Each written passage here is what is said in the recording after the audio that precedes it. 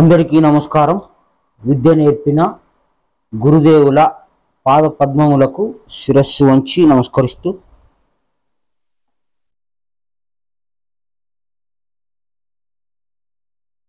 భూమి మీద పుట్టిన ఈ మనుష్య జాతిలో అనేక సుఖ సంతోషాల కొరకు ప్రాకులాడపడుతూ ఉంటాము, వెతుకుతూ ఉంటాము. ఆ వెతుకులాటలో కొందరికి సమాధానం దొరుకుతుంది. ఆ సమాధానమే కర్మ వలన మనకి ప్రతిదీ లభిస్తుంది, కర్మ వలననే మనకి ఈ దేహయాత్ర సాగుతుంది అని చాలామంది గొప్ప అన్వేషకులు, తపస్వికులు, యోగులు కనుగొన్నారు. ఈ విధంగా నడుచుకుంటే ఈ విధమైన సమాధానం వస్తుంది, ఈ విధంగా ఉండవచ్చు అని చాలామంది ఈ మనిషి జన్మను ఉద్ధరించడానికి, సరి చేసుకోవడానికి, బాగు చేసుకోవడానికి చాలా ప్రయత్నాలు చేశారు. కొంతమంది కేవలం డబ్బు సంపాదించడం కొరకే, రాజ్యకాంక్ష కొరకే ఈ భూమి మీద వాడి సంపాదించుకున్న వస్తువులు మోహం చేత కట్టివేయబడి ఇక్కడే ఉండాలి, నేను ఇక్కడే, ఇది నాదేను అని ఆ మోహగుణంతో కూడా చనిపోయిన వాళ్ళు కూడా ఉన్నారు.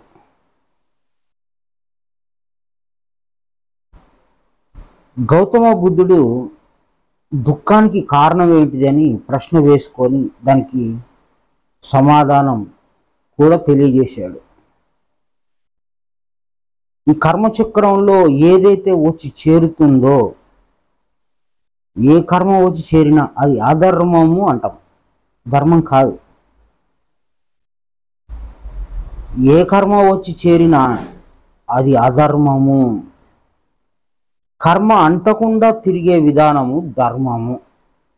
ధర్మము అంటే కర్మచక్రంలో కర్మ చేరకూడదు. కర్మ చేరకుండా ఒక మనిషి నడుచుకుంటే అది ధర్మ నడవడిక అవుతుంది. మంచి కానీ చెడు కానీ వచ్చి చేరితే అది అధర్మము అంటాం దేవుడు లెక్కలో.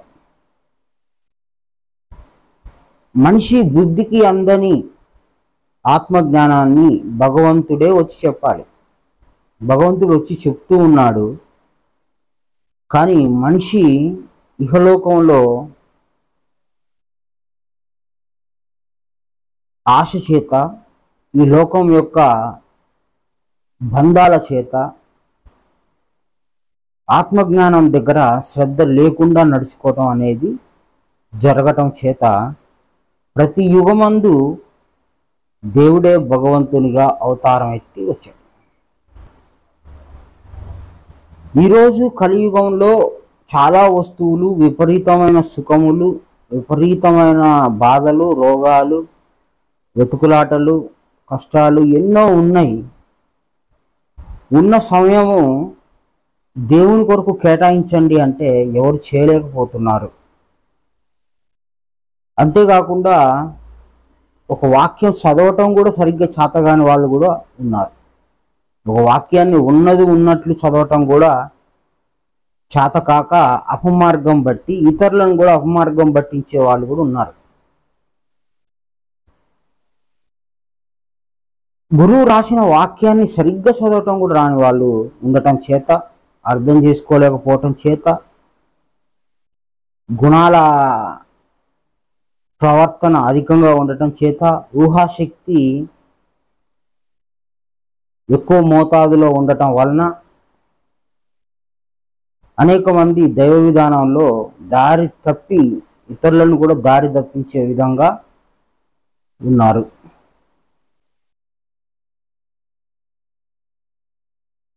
శ్రీకృష్ణ భగవానుడు, అలాగే యేసుక్రీస్తు, అదేవిధంగా వేమనేవు వారు, అదేవిధంగా ఆనంద గురువు ధర్మాలు నెలకొల్పడానికే వచ్చాడా, అంటే ధర్మ సంస్థాపనార్థాయ వచ్చాడా అంటే ఇదొక్కటే సరిపోతుందా? చాలా పనులు ఆనంద గురువు చేయడం జరిగింది. ఆనంద గురువు సంపూర్ణమైన జ్ఞానం ఇస్తాడని, సంపూర్ణమైన జ్ఞానం తెలియజేస్తాడని, సర్వసత్యంలోకి నడిపిస్తాడని, క్రీస్తుగా జన్మించిన ఆ జన్మలో చెప్పడం జరిగింది బైబిల్ ద్వారా. ఆనంద గురువు సర్వసత్యంలోకి నడిపిస్తాడు. మళ్ళీ ఇంకో ఎవరో వచ్చి సర్వసత్యంలోకి నడిపిస్తాడు అంటే అది క్రీస్తు మాట అబద్ధం అవుద్ది, భగవంతుని మాట అబద్ధం అవుతుంది. వక్రంగా అర్థం చేసుకొని కంటి ముందు కనిపించిన తెలియబడిన అత్యంత పవిత్రమైన జ్ఞానాన్ని అవమానపరచడం కొందరిని చూస్తే బాధ అనిపిస్తూ ఉంది. చదవటం కూడా రాని పరిస్థితుల్లో ఉన్నారు.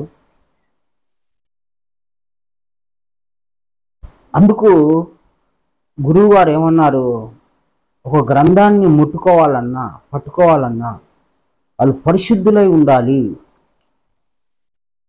వాళ్ళు పరిశుద్ధులై ఉండాలి. పరిశుద్ధులకు మాత్రమే ఈ గ్రంథంలో వాక్యాలు అర్థమవుతాయి, మిగతా వారికి అర్థం కావు.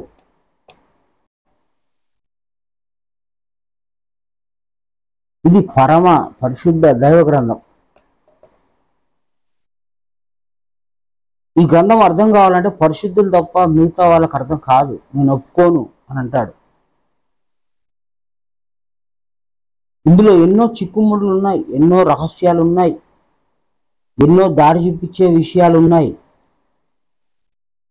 భగవద్గీత మాట్లాడుతూ ఉంటే ఎంతోమంది విని తరించి వాళ్ళ జీవితాలు మార్చుకునే అవకాశం ఉంటుంది. కానీ ఈ భగవద్గీత దగ్గరకు వచ్చి ఈ గురువు పెట్టిన అన్నం తిని, ఈ గురువు పెట్టిన అన్నం తిని ఈ గురువునే తక్కువ చేస్తూ మాట్లాడుతూ నాలుగు ఆత్మలని ఇంకొకటని సేవాభావాన్ని తప్పుగా చెప్పి ఇతరులను బెదిరిస్తూ ఇతరుల బుద్ధి మీద ఇంకొకరు పెత్తనం చేయాలని రకరకాల వ్యక్తులు తయారయ్యి ప్రచారాన్ని అడ్డుకుంటూ ఇతరులను నిందిస్తూ ఇంకా అసురాంశ గుణాలు పోలేదు. ధర్మ వ్యతిరేకత ఏది ధర్మ వ్యతిరేకతనో, ఎలా మాట్లాడాలో, ఒక మాటకి ఎంత శక్తి ఉందో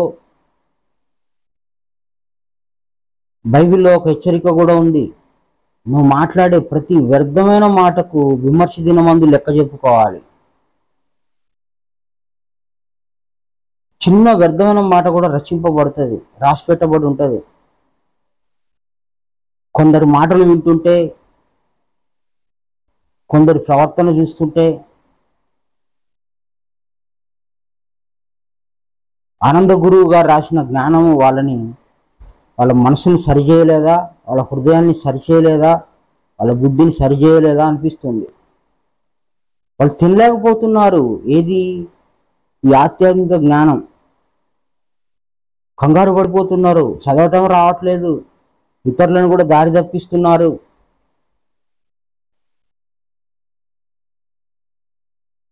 ధర్మాన్ని గుర్తించడం రావట్లేదు.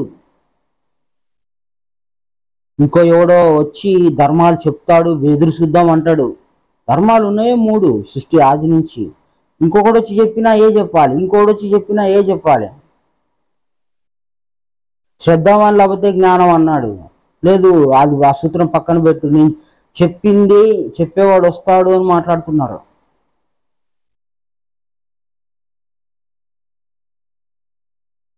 జాగ్రత్తగా ఉండండి. క్రీస్తు చెప్పిన మాట ప్రకారం ఆనంద గురువు సంపూర్ణమైన జ్ఞానం ఇచ్చాడు. ఇంకా ఎవరి కోసం ఎదురు చూడడం అనేది చాలా చాలా తప్పుడు నిర్ణయం. ఒక జన్మ కేవలం జ్ఞాన సంపదను ఇవ్వడానికే కేటాయించాడు. ఎక్కడైనా ఎవరైనా పొరపాటు పడతారేమో అని తన స్వహస్తాలతో రాశాడు. భక్తి మార్గంలో నడిపించాడు. అంత గొప్ప శక్తికి మనము భక్తిగా ఉండాల్సింది పోయి ఈరోజు మన బుద్ధి సరిగ్గా లేకపోతే, మన ఆలోచనలు సరిగ్గా లేకపోతే ఆనంద గురువు యొక్క దారిని డిస్టర్బ్ చేసి, నాశనం చేసి, కొత్త గుంపులు తయారు చేసుకొని, కొత్త మాటలు తయారు చేసుకొని అధర్మంలో నడిచి అధర్మంలో చనిపోతే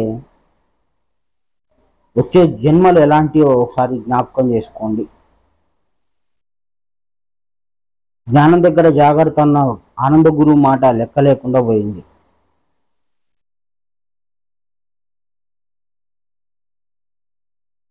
యేసుక్రీస్తు వారు చెప్పిన మాట 100% నెరవేరుతుంది, అది మారదు. అదేవిధంగా ప్రబోధానంద యోగీశ్వరులు వారు చివరి గ్రంథము శతము అని రాశారు. అంటే నేను 100% చేస్తున్నా, అయిపోయింది. 6వ శాస్త్రం ఏదైతే ఉందో దాన్ని సంపూర్ణంగా భూమి మీద స్థిరం చేశాను అని స్థిరం చేశారు. మళ్ళీ ఎవరో వస్తారు, ఇంకోటి ఏదో చెప్తారు, మీరు ఆగండి అని ఇలాంటి మాటలు కూడా వస్తున్నాయి.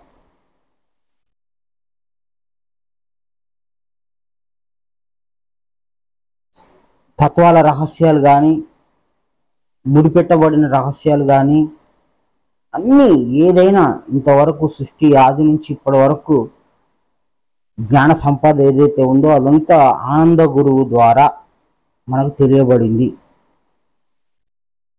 ఆనంద గురువే ఆధారము, ఇంకొక ఆధారం లేదు. ఆయన గ్రంథాల్లో ఉన్న జ్ఞానము నిరంతరం తినుచు తాగుచూ ఉండాలి. అది మనం చేయాల్సిన పని, రెండో పని లేదు. సరే, ఇకపోతే రాబోయే జన్మల గురించి క్రీస్తు చెప్పాడు. ఆనంద గురువు వస్తాడు, అదే ఆదరణకర్త వస్తాడు, మీ అందరి సర్వసత్యంలోనికి నడిపిస్తాడు. ఇది రాబోయే ఆదరణకర్త. అప్పుడు చెప్తే అది భవిష్యత్తు, ఇప్పుడు ఇది అయిపోయింది, గతం అయిపోయింది. అదేవిధంగా నెరవేరితే దాన్ని గతము అంటాం, తెలియబడితే అది గతము అంటాం. ఇప్పుడు ఉన్న ఆనంద గురువు ఎవరైతే ఉన్నారో ఆయన జన్మలో ఏమేం చేశాడు అని పరిశీలన చేస్తే క్రీస్తుని గణపరిచాడు. క్రీస్తు చాలా గొప్పవాడు, ఆయన దేవుడు. ఆయన వాక్యాల్లో ఉన్న మర్మాన్ని తెలియజేశాడు. అదేవిధంగా ఖురాన్లో ఉన్న వాక్యాలన్నింటినీ కూడా వివరించి రాశారు. భగవద్గీతను రాసి శ్రీకృష్ణుని మీద ఉన్న ఒక వ్యతిరేక్త భావన, ఒక నెగిటివిటీ, ఒక అపోహ అవన్నీ తీసివేసి శ్రీకృష్ణుడి ప్రతిమను, ద్వాపర యుగంలో జన్మించిన భగవంతుని జన్మ, ఆయన ఆకారం ఏదైతే ఉందో ఆ ప్రతిమను స్థాపించి, అదేవిధంగా ప్రతి సంవత్సరం కూడా శ్రీకృష్ణ జన్మాష్టమి వేడుకలు జరుపుకునేందుకు అనేక మంది భక్తులను పురిగొల్పి సిద్ధపరిచి వాళ్ళతోని ఆ కార్యక్రమం చేయించాడు. సొంతంగా ప్రతిమలు తానే తయారు చేయించి రావణ బ్రహ్మ మీద ఉన్న నెగిటివిటీ ఏదైతే ఉందో ఆ నెగిటివిటీని తీసి ఆ రావణ బ్రహ్మ వారి చిత్రపటాన్ని, ఆ చిత్రపటం ముందే కూర్చొని జ్ఞానం చెప్పటం, ఇది త్రేతాయుగంలో దేవుడి జన్మ అని చెప్పటం, ఆయన మీద ఉన్న అనేకమైన అపోహలు తీసేసి, నిందలు తీసేసి పూర్తిగా కడిగేశాడు. ఆయన మీదున్న అపోహల్ని కడిగేశాడు. ఈ పూర్తిగా కడిగేయటాన్ని అభిషేకం అంటాం. ఆయన మీద ఉన్న మురికిని, అపోహని బంగారంతో కడిగాడు. ఎవరు? ఆనంద గురువు కడిగాడు, బంగారంతో కడిగాడు. బంగారం అంటే ఏంటిది? జ్ఞానంతో కడిగేశాడు.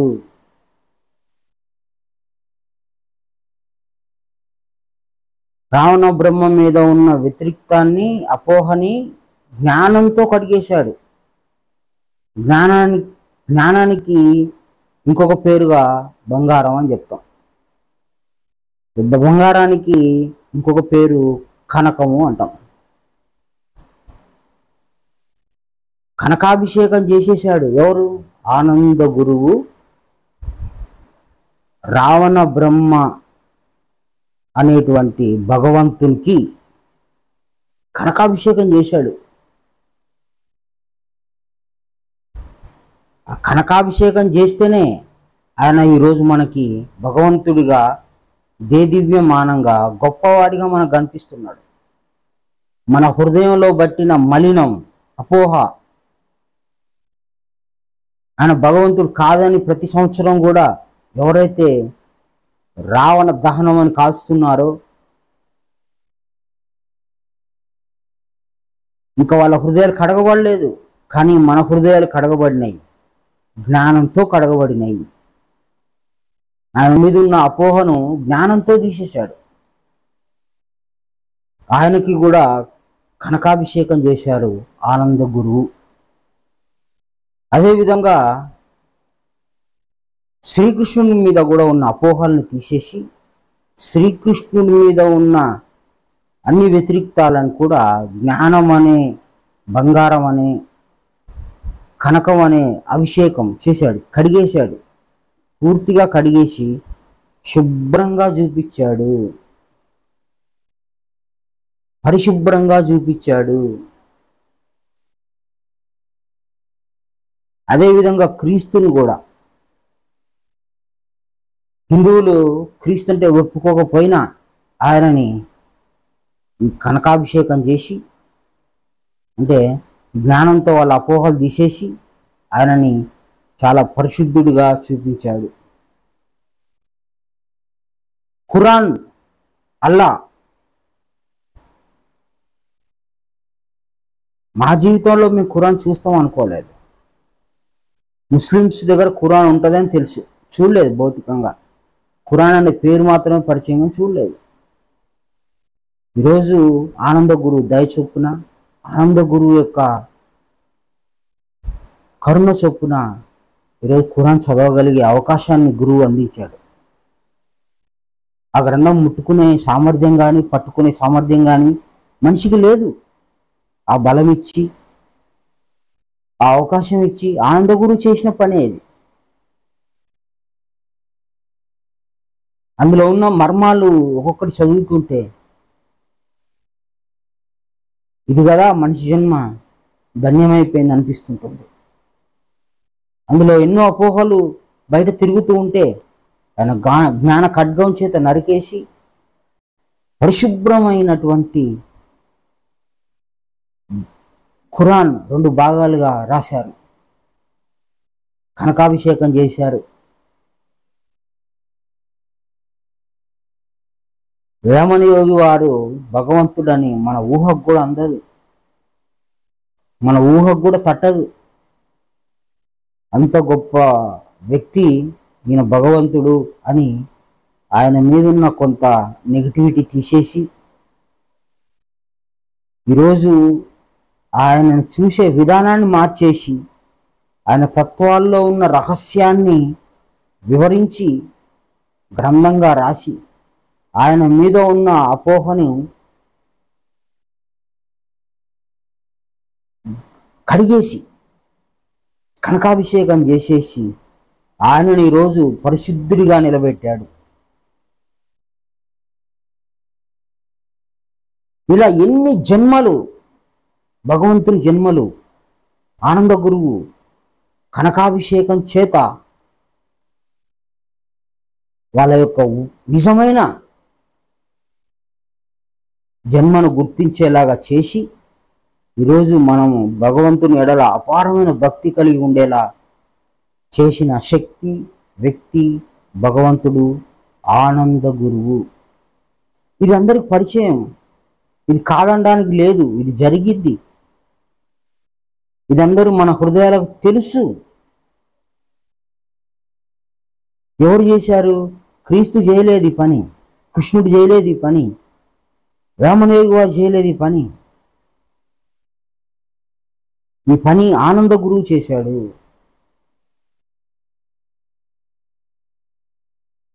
గతంలో వచ్చిపోయిన భగవంతుని యొక్క జన్మలను శుభ్రం చేసి చూపించాడు మనకి. ఈరోజు మనలో భగవంతుని ఎడల మచ్చరం లేదు.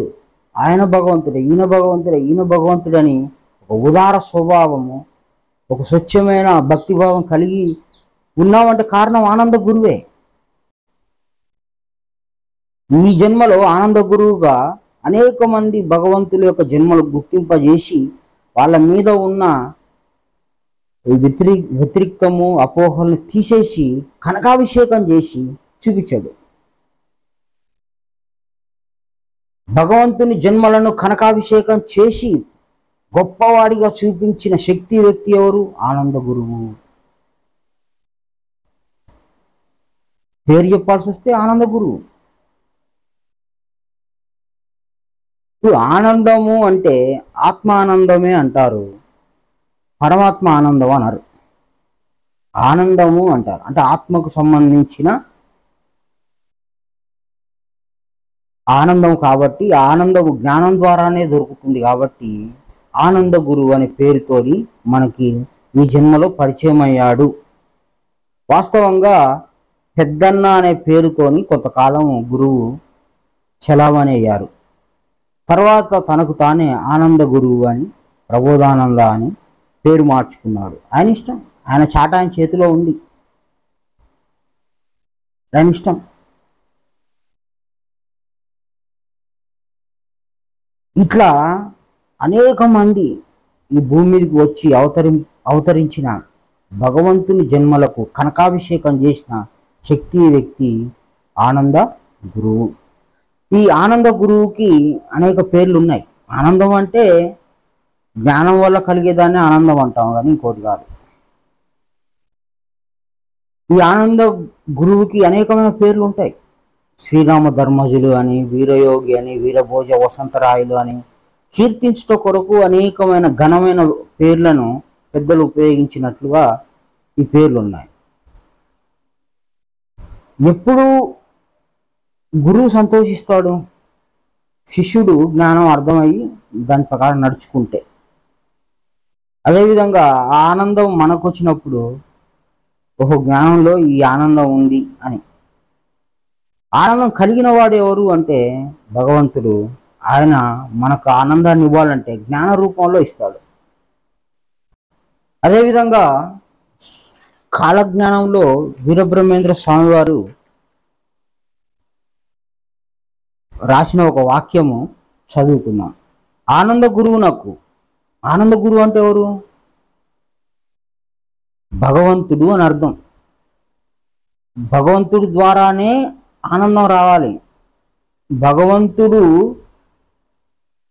ఆనందాన్ని జ్ఞాన రూపంలో మనకిస్తాడు. జ్ఞానం కలిగితే ఆనందం కలుగుతుంది. కనుక ఆనంద గురువునకు శ్రీ వీరధర్మజులు కనకాభిషేకం చేయును. ఈ ప్రబోధానంద యోగీశ్వరుల వారికే ఇంకొక పేరు కూడా శ్రీరామ ధర్మజులు. ఈ భగవంతుని జన్మలు వరుసగా చెప్పటం కుదరదు. కృష్ణ, క్రీస్తు, రామయోగి వారిని రాయకుండా ఆనంద గురువులు అని రాశారు. ఆనంద గురువునకు ఎక్కడైనా ఒక్కడే, కృష్ణుడైనా క్రీస్తు అయినా ఒక్కడే. కాబట్టి ఇక్కడ ఏకవచనంతో మాట్లాడతారు ఆనంద గురువునకు అని. ఆనంద గురువునకు శ్రీ వీరధర్మజులు కనకాభిషేకములు చేయును. కనకాభిషేకములు చేయును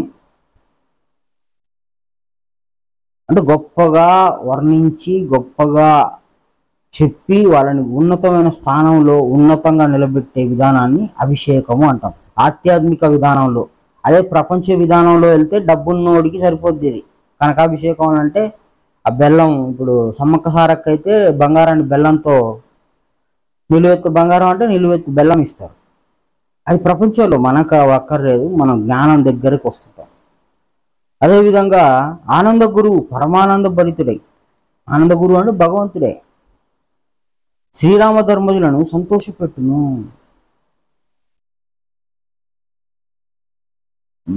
ఎవరిని ఉద్ధరించుకోవాలి? ఇక్కడ ఇద్దరు భగవంతులే అని చెప్పుకున్నాము, ఇద్దరు గురువులే అని చెప్పుకున్నాము. అంటే ఆయన జన్మను ఆయనే ఉద్ధరించుకోవాలి, ఆయన జన్మను ఆయనే గొప్పగా చెప్పుకోవాలి, ఆయన జన్మను ఆయనే అభిషేకించుకోవాలి, ఆయన జన్మను ఆయనే సంతోషపెట్టుకోవాలి. కనుక ఆ కార్యం ఆయన దగ్గరే ఉంది. కాబట్టి మనకి ఇక్కడ శ్రీరామ ధర్మజులు ఆనంద గురువు ఆయనే చేసుకున్నటువంటి ఈ అభిషేకం ఏదైతే ఉందో, ఈ అపోహలు తీసేయటం కానీ, ఆయన ఏ విధంగా కనపడాలో అనే విధానం కానీ అంతా ఆయనే చేస్తాడు. కాబట్టి శ్రీరామ ధర్మజులని సంతోషపెట్టును. ఆ అపోహలు పోయి మనందరం ఈరోజు కృష్ణ జన్మాష్టమి చేసుకుంటున్నాం. ఆయన సంతోషపడ్డాడు. శ్రీరామ ధర్మజులు అనే పేరుతో ఉన్న మన ప్రబోధానంద యోగీశ్వరులు సంతోషపడ్డాడు. ఆయన ముందే మనం చేశాం, శ్రీకృష్ణ జన్మాష్టమి వేడుకలు చేశాము, క్రిస్మస్ కూడా చేసుకున్నాము, ఆయన చెప్పిన ప్రతి పద్ధతిని పాటించాము, ఆయన చెప్పిన రూట్లో వెళ్ళాము, ఆయన మాటలే మాట్లాడుతున్నాము, ఆయన విధానంలో ఉంటున్నాము. కనుక ఆయన సంతోషించినట్లుగా చెప్పాడు. నా జ్ఞానం ఇంతగా ప్రాకిపోయింది, నా యొక్క గ్రంథపుత్రులు వాళ్ళు నాకు పేరు తీసుకొచ్చారు అని ఆయన సంతోషాన్ని వ్యక్తం చేయటం జరిగింది.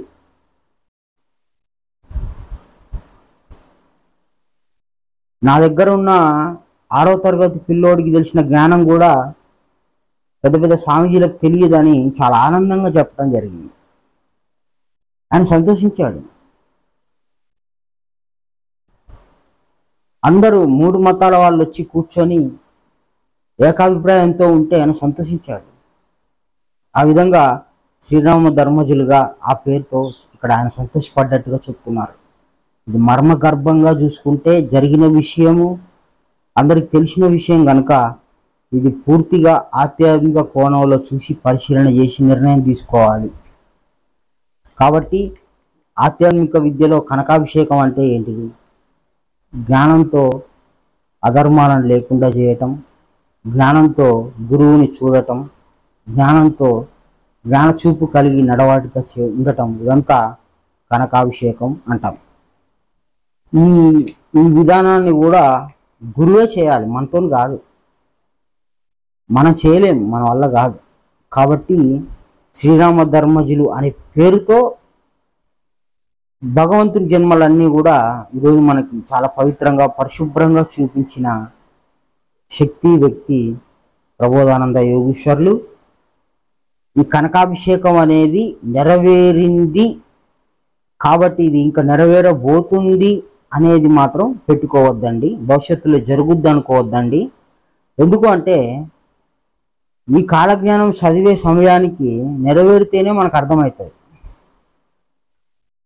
బ్రహ్మంగారు రాసిన కాలజ్ఞానం ఏదైతే ఉందో అది మనకు అర్థమయ్యే సమయానికి అది నెరవేరు ఉండాలి. అది నెరవేరుంటేనే మనకు అర్థమవుద్ది. ఈరోజు మనకి ఈ విధంగా దేవుడు అర్థం చేయించాడు, ఈ విధానమే ఇంకొకటి కాదు అని మన బుద్ధికి అర్థం చేయించాడు అంటే అది నెరవేరి ఉంటేనే అది ఒప్పించగలుగుతాం. కనుక ఆనంద గురువుకు మించిన ఇంకొక గురువు అంటే ఇంకొక గొప్ప పద్ధతి ఊహించలేం. ఆయన ఎప్పుడు వస్తాడో తెలియదు.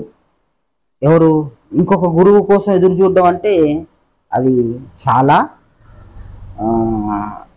తప్పు అనిపిస్తుంది మాకు. ఎందుకంటే 6వ శాస్త్రం ఏదైతే ఉందో అది పూర్తి స్థాపన చేశాడు.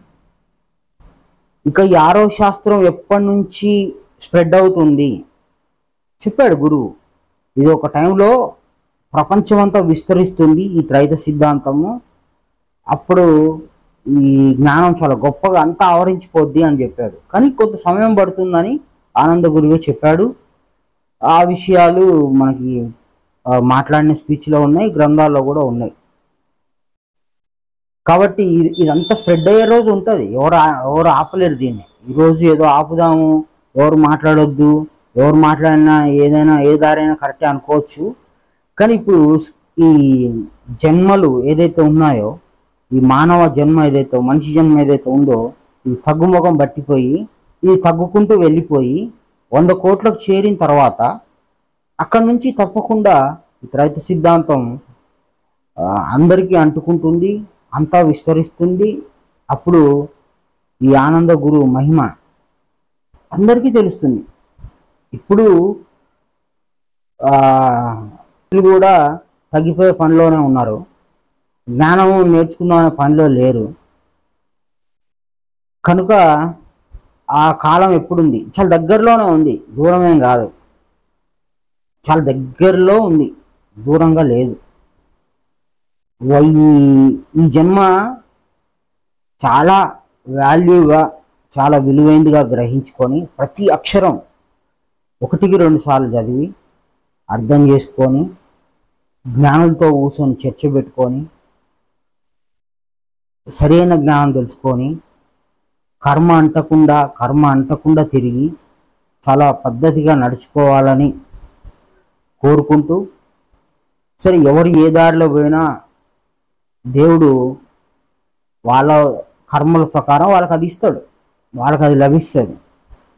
కానీ సహోదరులుగా ఒకరిని ఒకరు హెచ్చరించుకోండి, సరి చేసుకోండి అనే గురు మాట ఒకటి ఉంది. ఆ మాట ప్రకారం మాకు అర్థమైంది, దేవుని దారిలో మాకు తెలియబడింది, పంచుకోవడం తప్పు లేదనే ఉద్దేశంతో జ్ఞాన విషయాలు మాట్లాడుతున్నాము. అవసరమైన వాళ్ళు వినవచ్చు, అవసరం లేని వాళ్ళు దూరంగా ఉండవచ్చు. కానీ ఖండించటం, ఒకవేళ మేము సత్యం, మా శరీరం ద్వారా దేవుడు సత్యం తెలియజేస్తే, అది శాస్త్రబద్ధంగా ఉంటే, అది సత్యంగా ఉంటే, దాన్ని ఎవరైనా ఖండిస్తే అది మీకే కీడు, మీకే ఇబ్బంది. ఒకవేళ మేము తప్పు చెప్పి, మేము ఒకవేళ అధర్మం చెప్పి ఉంటే అది మాకు ఇబ్బంది. ఈ విధంగా 1-2 సార్లు గ్రంథం ఆధారంగా చూసుకొని నడుచుకోవాలి. ఎవరైనా చెప్పింది సత్యమా కాదా, సత్యం కాకపోతే గ్రంథం ఆధారంగా ఇది కాదు, ఇది కరెక్ట్ అని చెప్పచ్చు. ఊహలకు పోయి శుభ్రాశి పని చేసి ఎదుటివాడికి ఘనత పోయి ఇవన్నీ పోవద్దండి. ఇలాంటి పనులు చేయొద్దు. మన బుద్ధి మీద కేవలం దేవునికి అధికారం ఇవ్వండి, మనిషికి అధికారం ఇవ్వద్దండి. మన బుద్ధి మీద కేవలం పెత్తందారుడు ఒక దేవుడే, ఆత్మ. మిగతా వాళ్ళకి అధికారం ఇవ్వద్దు. అలా ఇచ్చిన వాళ్ళు బానిసలైపోతారు. అలా ఇచ్చిన వారికి జ్ఞానం అర్థం కాదు. అలా ఇస్తే మతంగా మారిపోద్ది. అలా ఇస్తే మన జీవితాలు పాడైపోతాయి. కనకాభిషేకం అనే దాని గురించి అర్థమైంది అనుకుంటాము. కనకాభిషేకం అంటే ఏంటిదో అది ఒకవేళ సరైనది అయితే స్వీకరించండి, సరైనది కాలేదనుకోండి మీ దారిలో మీరు వెళ్ళండి. మళ్ళీ ఒకసారి పరిశీలన చేయండి, మళ్ళీ ఒకసారి పరిశీలన చేయండి, మళ్ళీ ఒకసారి పరిశీలన చేయండి. మనం చనిపోయేంత వరకు జ్ఞానం తెలుసుకుంటూ, జ్ఞానం అనుసరిస్తూ, జ్ఞానం చెప్తూ, జ్ఞానం వింటూ చనిపోవాలి. మనకి రెండో పని పెట్టుకోకూడదు. మన బుద్ధి మీద ఎదుటి వాళ్ళకి పెత్తనం ఇవ్వద్దు. అలా ఎదుటోడు ఏదో చెప్తాడు అని వాని దగ్గర వాడిని నీ బుద్ధికి అధికారి చేసి నువ్వు పోతే అది గుంపు అయిద్ది, అది మతం అయిద్ది, అధర్మం అవుతుంది. చూసుకోండి, భగవద్గీత ఆధారంగా నడుచుకోండి. అందరికీ నమస్కారం. గురు సమర్పణ.